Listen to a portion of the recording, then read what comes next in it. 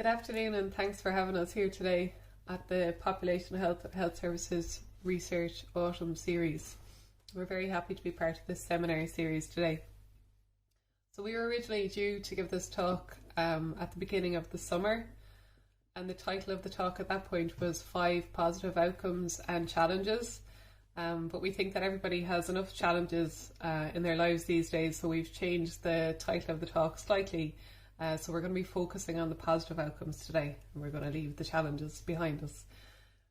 So I'm going to start off with just an introduction to the research area, give some background on the trial, and then move on to discussion on what we believe are some of the positive outcomes that have resulted in our PPI work. Between 40 and 65% of people living with MS have difficulties with cognition.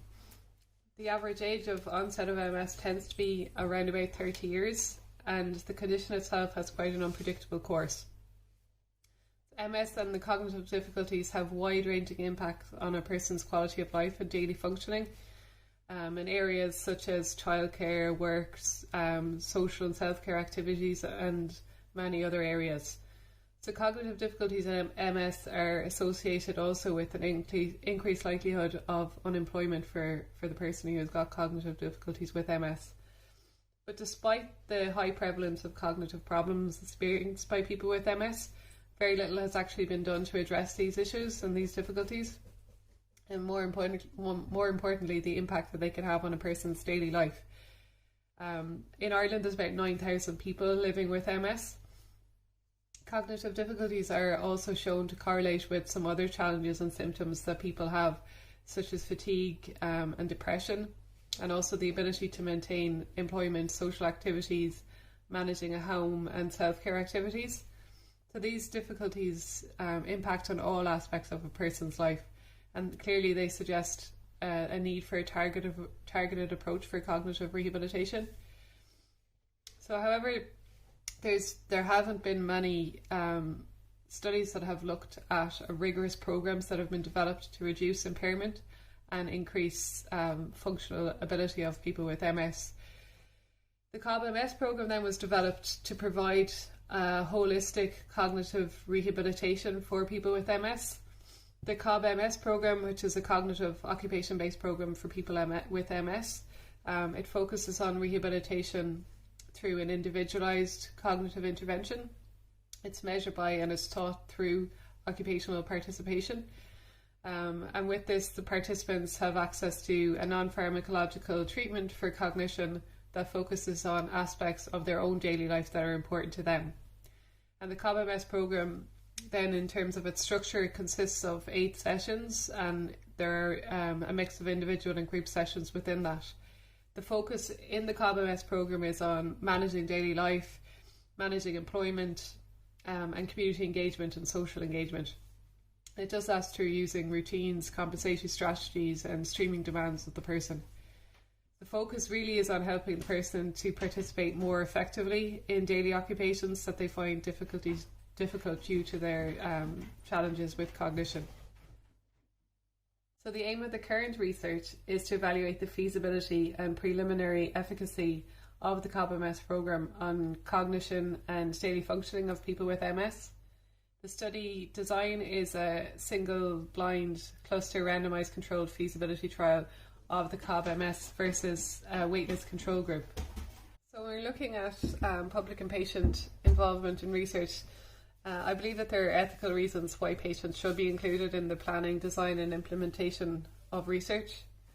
The effectiveness of any PPI program is strongest when people with lived experience of the condition that is being studied are part of the research process and involved as research partners.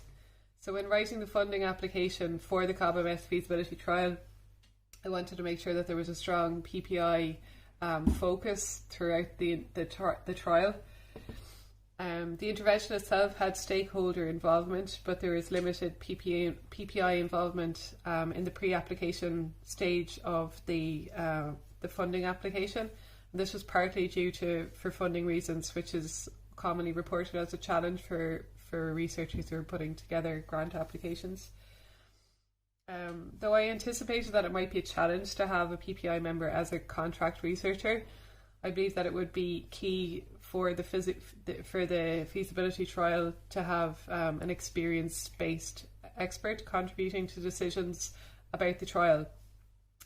So both Robert and I are going to discuss 5 key areas in this talk and our reflections on these areas.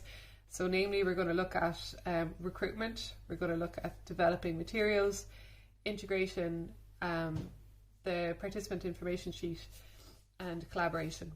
Recruitment in general can be a tricky process. So our aim through the project was to recruit 120 people with MS. So as we were recruiting, there were some geographical areas that we were finding it difficult to recruit from. So we had done a call through the MS Society, through occupational therapists working in the area, through social media, newsletters and various other avenues, but we were unable to recruit adequate numbers in some geographical areas. So one area, for example, was Donegal. So there's quite a high incidence of MS in Donegal, and we had 2 occupational therapists that were recruited onto the trial in Donegal that were trained and ready to deliver the intervention to people in the area. But we were finding it very difficult to recruit anybody from Donegal. So that's just one example, but there are other areas as well. So because of this, we developed a press release for the trial, and we submitted that and sent it through the NUI Galway press office in the hope that we'd get some local or national press that might be able to pick up our study. But unfortunately, we didn't get much interest in the press release, so that's kind of what we were hoping for in terms of getting to those difficult to reach participants. So it was around this time that Robert decided to get involved in the recruitment process. So he took it upon himself at this stage to do interviews on radio, and also to get involved in interviewing for print media with a specific focus on those difficult to recruit areas. So looking at, for using Donegal as an example as well, newspapers that were in Donegal and radio stations in Donegal, as well as other areas. We also at this stage consulted with the wider PPI panel as well to get their views on the best places to recruit from. And we took on board a lot of their input too about maybe looking at places like the Farmers Journal and things like that covers quite a wide geographical remit in its in its reader base. So Robert's input allowed the people that were listening or reading to hear the experience of somebody living with the same condition as them, and explain the research process in a way that's meaningful and understandable to them. He told a story, and I think that's really what made the difference, telling his story. So this allowed the listeners and the readers to connect to our programme in a way that we hadn't anticipated.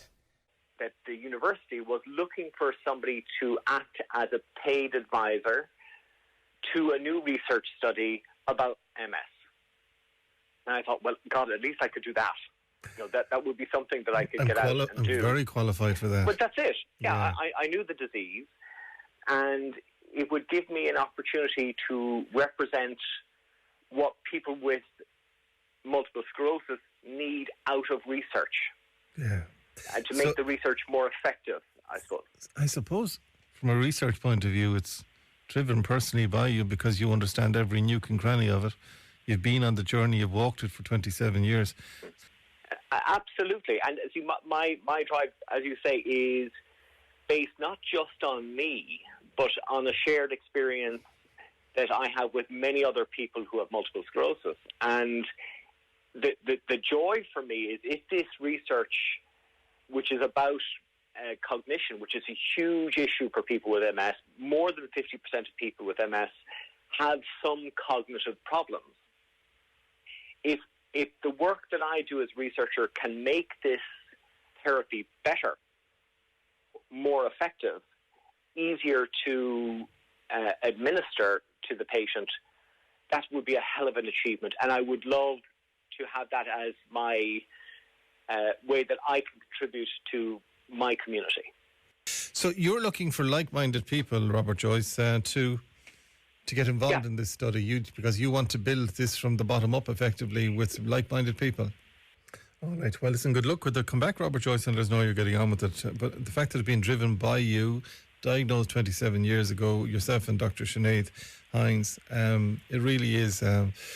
It's a very good approach, and well done to NUI Galway, and well done to you for spotting the ad, for getting involved in it. It was pure luck, really, that I spotted it. But it is, I know from my point of view, it is, for my mental health even, it is phenomenal to have this opportunity to be part of a group of people that are trying to find a solution to a problem that a lot of people have. And right. I think that's amazing. So this effect on recruitment has been reported elsewhere as well in other PPI interventions, where research has found that PPI input into recruitment has a modest but significant increase in participant enrolment. And that was definitely the case from our perspective.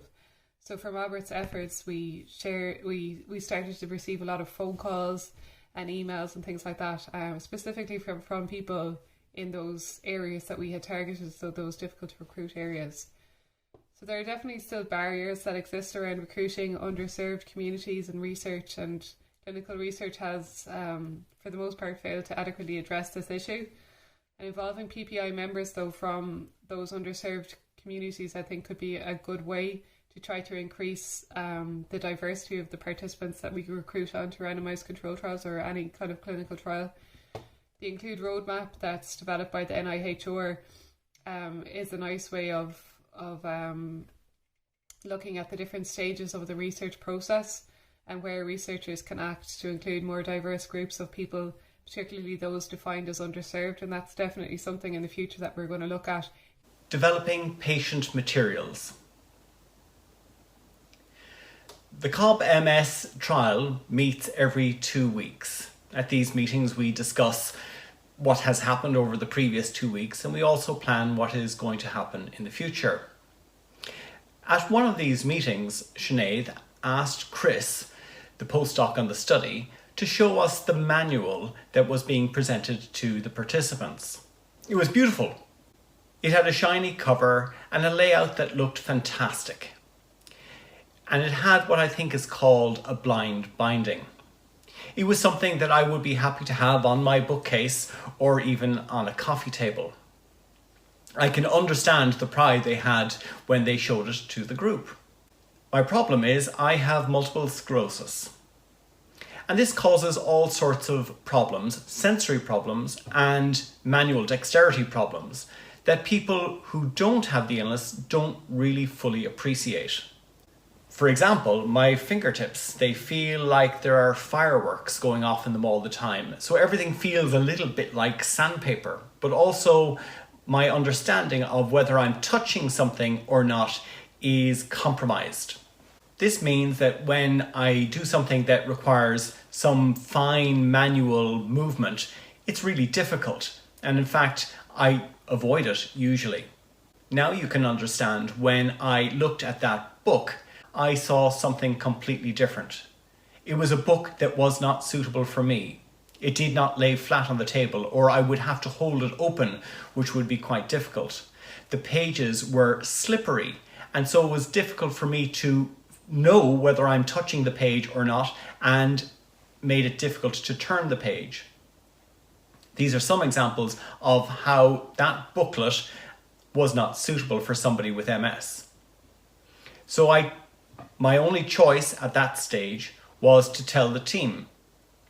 And I explained it to them, and they questioned me on why I needed certain things to make sure. And I think that's very good to have that discussion between everybody at the table, open, honest, and exploring the reasons why I say what I say. To further improve this, Sinead asked that we present this document that she had already prepared and a new one to our patient advisory panel. They received it, looked at it, and they came up with a few more suggestions that would make the participant manual a little bit better. And that included a pouch at the back for any loose materials. I think this is a fantastic example of why it's important to have the patient at the table. The researchers don't always know what question to ask. And by having the patient at the table, I could let them know what they were missing, what they didn't realize that they should ask. They never touched those books with these hands, but I did, and I knew what was missing. What is the benefit of this? Well, when the participant comes to take part in the study, when they open up that book, they'll subconsciously realize that we as the researchers understood their situation and compensated for their particular difficulties. However, if the original book was used, the participants would think, do these people know what it's like to have MS? Do they know what our problems are? And does that then create doubt in their mind about the efficacy of the treatment that we are presenting to them?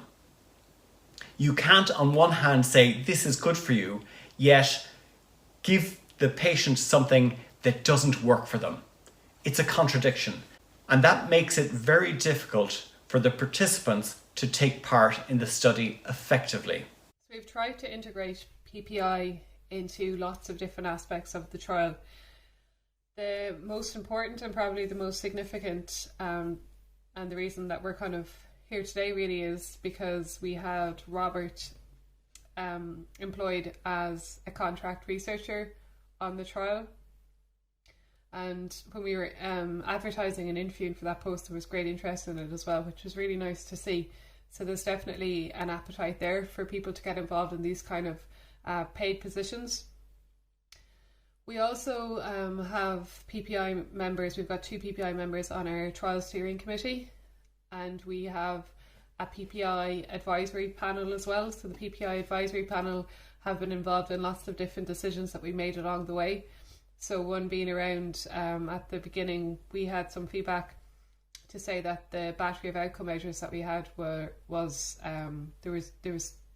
too lengthy and would maybe add to patient burden or participant burden. So that was one of the things that we worked on at the beginning with the PPI panel. So in conjunction with advice from the steering committee and our PPI advisory panel, we managed to cut our outcome measure battery without losing any kind of focus on the key outcomes that we were interested in, which was really good and has really added to the participant experience as well. The PPI panel have also, so before we had to change to an online delivery of the intervention, they put together a list of important things to think of from the occupational therapist perspective when they're running groups, the COB-MS groups with participants. So a lot of things around patient comfort and different maybe symptoms and things like that might impact on participants' experience of the group. So that was really helpful, and we were able to adapt that then, the areas in that list that we came up with that were relevant to the online delivery of the programme. So that's now been given out to all of the occupational therapists who have been working on the COB-MS programme.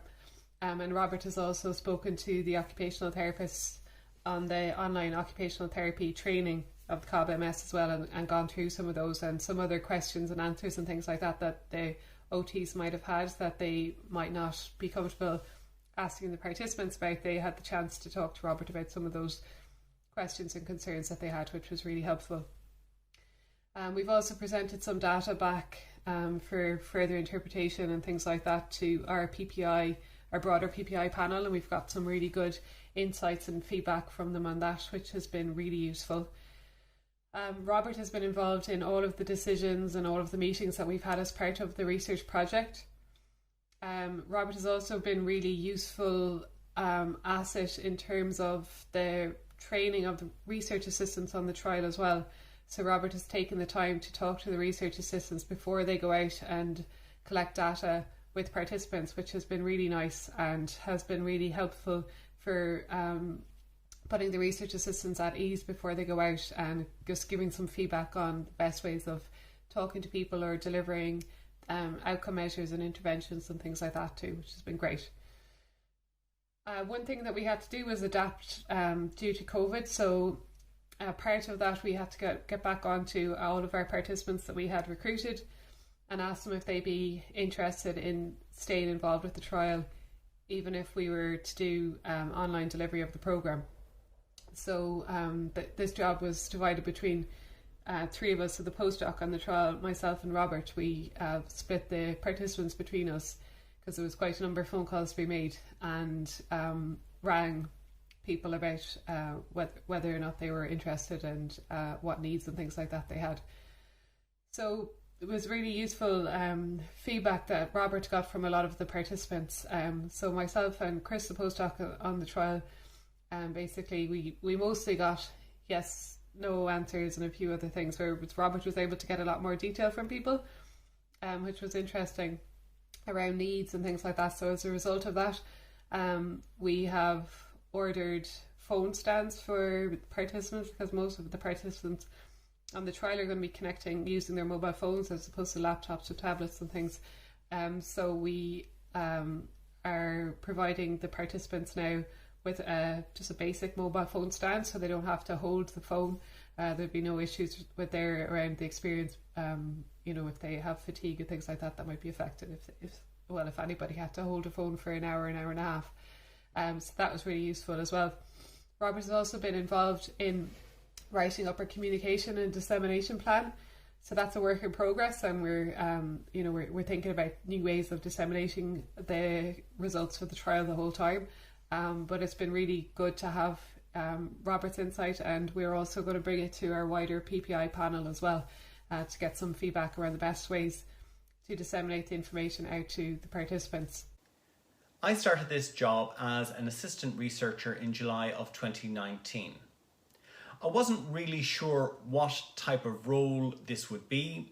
I had the feeling that I would just let them know whether we're doing something right or wrong for people with MS in the study. It was with great surprise then when, after being in the job only 2 weeks maybe, or 3, Sinead asked me if I would be interested in developing a patient information sheet. I really did not know what it was going to be, and I explained to her that I had never written something like this before, and it would be a challenge, but I was willing to give it a try. So I asked her for a few examples, and I looked at them, and they were very stuffy, very densely written, very legalese, and coming from a quasi-accounting or legal background, it kind of made sense to me. But as somebody with an illness, it didn't make sense to me at all. So I embarked on this project of developing a patient information sheet. I found it very interesting, and I looked up a lot of information online about different types of information sheets, but I thought they all looked a little bit, again, very stuffy. So when I wrote it, I had lots of air in the text. I actually decided to first address the question of what is this study looking to answer? And I laid it out in a table where you have a question and the possible answer or resolution that this trial would hopefully give to the participant. And you can see it on screen, an idea of what that my patient information sheet looked like. At the same time, the postdoc in the study, Dr. Chris Dwyer, also prepared a patient information sheet based on his experience as a researcher. These two documents did not look the same. And we decided to do what's called a SWOT. It's a new term for me, but a study within a trial, which I'm sure you're all familiar with. We decided to see if there would be any impact of the two different types of information sheets, one designed by a patient, the other designed by a researcher. The jury's still out on whether there was any difference between the two of them from the point of view of recruitment. We have yet to see whether it has any role in retention of patients in the trial. That will come. What I loved was I got the opportunity to do something a little bit different. I got to challenge myself, and I got to share some of my experience as somebody with multiple sclerosis. Lydia O'Sullivan compared the two documents that we had prepared, And on this table, you can actually see the differences between the two. My one was easier to read. It was using a better font, different spacing. And that, in theory, should make the document more acceptable to the patient. We still don't know whether it's going to make any difference or not, but at least we have something to look at and examine. It is interesting that I intuitively understood what needed to be in the document. I didn't have to do research on that aspect of it. I didn't have to think about it, and I didn't need to follow some table of what is acceptable or not acceptable in a patient information sheet. I just wrote down what I thought should be there. And I think that's the contribution that patients can make, is we have different things that we're looking for. First of all, we want to understand what is this study about and what can I get from it. Then I need to understand, is it something that I could possibly do from a time point of view or an energy point of view or even a cost point of view? And only then do I start looking at the more technical stuff. That explains the order in which I put the information on my information sheet. My advantage over a researcher who doesn't have multiple sclerosis is that I am reading that document with the eyes of somebody with MS. And I understand the needs of the person with MS. That is my contribution.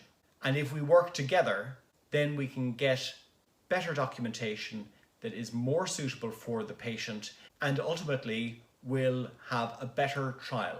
By working together, we will be able to develop better information sheets for the patient.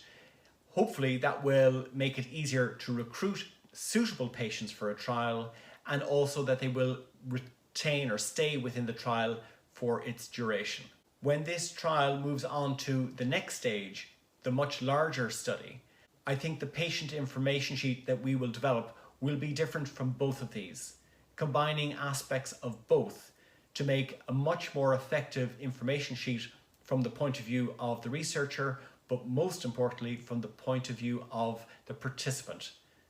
We will get better quality participants, more engagement and greater retention throughout the study. That is my hope. Collaboration. The previous 4 positive outcomes, developing materials, participant information sheet, integration and recruitment, there's this theme running between all of them, and that is collaboration. The team has worked together as one, and we're all looking for the best possible way of conducting this trial so it's the most effective for the participants.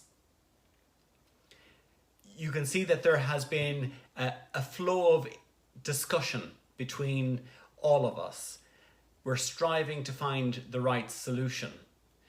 So with the patient information sheets, you saw we looked at 2 different types. We tested them. And for the next stage, we will have a better patient information sheet in that trial. But also you can see the researchers have been listening to me, the patient, our patient advisory panel, as well as the broader community when I was speaking to the participants before we went online. I think collaboration is so important, and it is a way of getting all the stakeholders in research together, working together towards a common goal. It isn't an us and them. It isn't an add-on. It isn't even tokenistic. All of those things don't apply when you have true collaboration. I think that's what makes this trial special. When the therapy was first devised by Sinead, it was in response to somebody who has MS. And when that trial completed and it was seen to be effective for this feasibility study, the MS Society was there at the very beginning when the grant proposal was drawn up. And I have been employed from the very beginning of this trial as an assistant researcher. The patient panel has grown, and we even lost a member, Deirdre Dolly, may she rest in peace. It is so important for research going into the future that we have more collaboration, that we work together and we find the right questions and we work together to find the right answers. In conclusion, PPI members are experts of their own condition. So they have experience that's invaluable to the design and the running of clinical trials, as well as being aware of the needs, the worries and the expectations of participants who take part in our trials. Hopefully through the examples that we provided here, you got some insight into some of the areas that have worked well for us in the COB-MS trial. Our PPI members are experience-based experts who contribute knowledge that's complementary to that of our research team, and they have led us in our case in the COB-MS trial to making some really important changes in key areas. There are those who feel that in order to be taken seriously we must evaluate involvement as we do other research processes, though that view has been debated more in recent years. If PPI is viewed as part of the research process, then maybe we'd be better served by just capturing the negative and positive aspect of the process instead, as we do with other research processes. This is an ongoing debate that we're having in our own trial, and we still haven't fully come to a decision on it. So finally, I just want to thank all of the PPI members who have helped us to get to where we are with our trial today. Also, a big thank you to our research team, so Dr. Christopher Dwyer, Fionnuala Rogers, Anusha Moses, and Emer Ban, who've been part of the trial since we started at various stages. So we'll leave it there for today, but we're both happy to take any questions, comments or suggestions that you might have now. So thanks very much.